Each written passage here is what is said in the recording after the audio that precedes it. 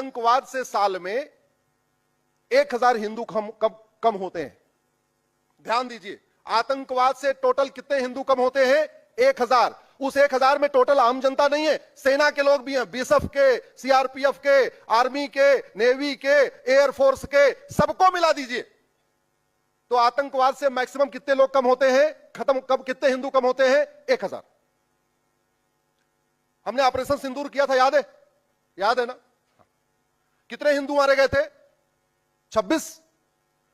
उससे हमने बदला लिया तो 26 हिंदू मारे गए पहलगाम में।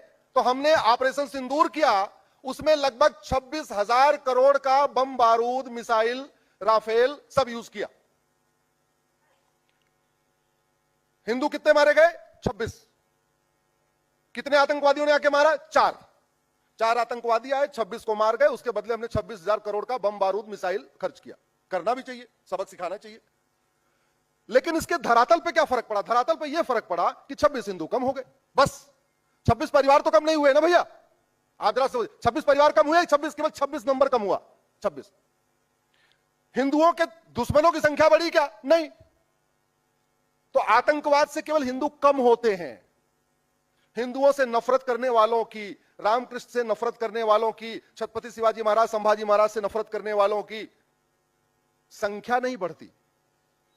और धर्मांतरण से केवल हिंदू कम नहीं होता, हिंदुओं से नफरत करने वालों की संख्या बढ़ती है। और आतंकवाद से साल में 1000 हिंदू कम होता है, हिंदुओं के दुश्मनों की संख्या नहीं बढ़ती।